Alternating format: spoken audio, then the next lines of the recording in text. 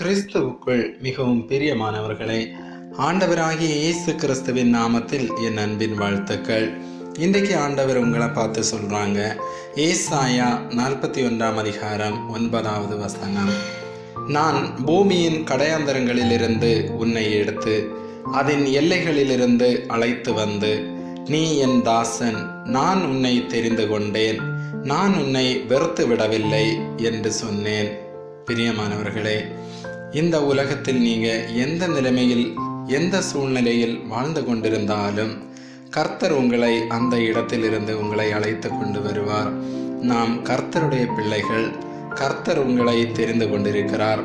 ஆம் பிரியமானவர்களே, கர்த்தருடைய அழைத்தலுக்கு நாம் செவி கொடுக்கிறோமா? கர்த்தர் நம்மை மிகவும் அன்பாய் அழைக்கிறார். நான் உன்னை தெரிந்து கொண்டேன், நான் உன்னை வெறுத்து விடவில்லை என்று கர்த்தர் உங்களை பார்த்து தான் சொல்றாங்க.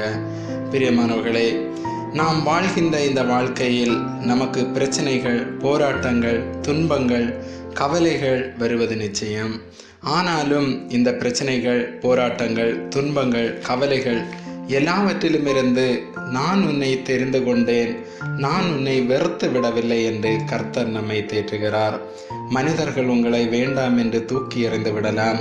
ஆனால் கர்த்தர் எந்த இடத்தில் நீங்க அவமானப்பட்டீங்களோ, எந்த இடத்தில் தூக்கி எறியப்பட்டீங்களோ அந்த இடத்திலிருந்து கர்த்தர் உன்னை தெரிந்து கொண்டேன் என்று சொல்லுகிறார்.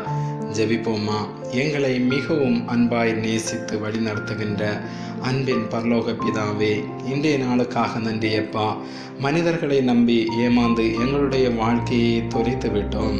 ஆனாலும் கர்த்தராகிய நீர் எங்களை பேர் சொல்லி அழைத்தீர், நீர் என்னை தெரிந்து கொண்டீர். கர்த்தர் என்னை வெறுத்து விடவில்லை, எங்களுக்கு தாயும் தந்தையுமாய் பாதுகாத்து வழி நடத்தினீர். அதற்காக நன்றியப்பா. இயேசுவின் நாமத்தில் ஆமேன். God bless you.